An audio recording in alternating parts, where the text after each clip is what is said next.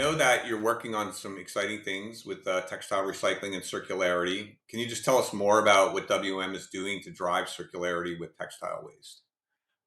Yeah, great question. We realize there's no singular solution for solving all the challenges in the textile and apparel industry. And so our approach, there's really a couple aspects to it. First, we want to become hyper skilled at collaborating. We realize there's some things that we are freaking awesome at, and there's some other things that we need some help on. It's not our forte, they're not our core competencies. And so identifying the people that do those things really well and then figuring out how to link arms, I think is a great approach for us to be able to kind of move the needle forward in this space.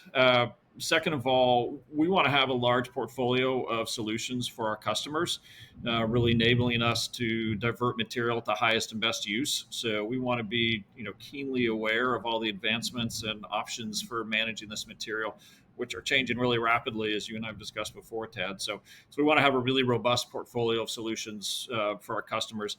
And then we really have to increase convenience for our customers. There's always been a correlation in recycling, as you know, Tad, from correlation between convenience and participation. The easier it is for people to do something, the more they're going to do it. And right now, recycling textiles or pushing it up the value chain isn't that easy. And so it's on us to figure out how do we make that easier and more convenient for our consumers to do something different with their textiles and really manage it more effectively. So we have two textile recycling facilities, one in Phoenix, Arizona, and one in South Carolina.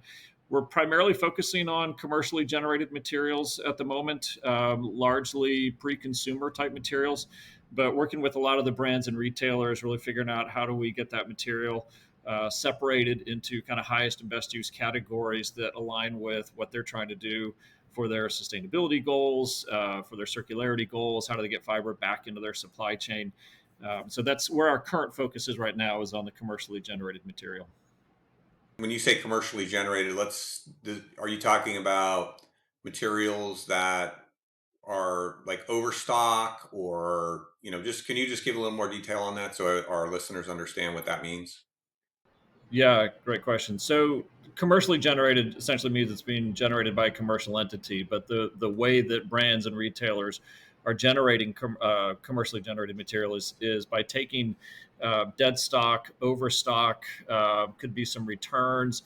So most of it is pre-consumer material. A little bit of it comes in post-consumer, but some brands will produce 25, even higher percent of goods than they actually end up selling, and so they have to figure out some way to manage that material. And so there's different liquidation channels they can go to, but frequently there's still stuff that, as many of those outlets as they've tried, there's still stuff left over that they still need to figure out other options of how to manage that. They've got certain landfill goals or landfill diversion goals in place where they don't want to send it to landfill, and so we need to work with them to figure out other options of how to manage that material. But a lot of it's pre-consumer material from overstock and dead stock types of products.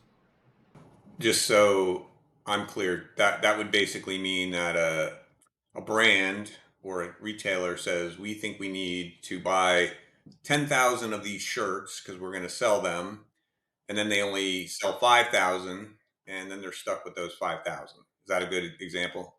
Yeah, exactly. And I've learned, and this shocks me, when you move higher up into some of the luxury brands, their overproduction rates can be as high as 75%. They'll literally sell 25% of what they produce.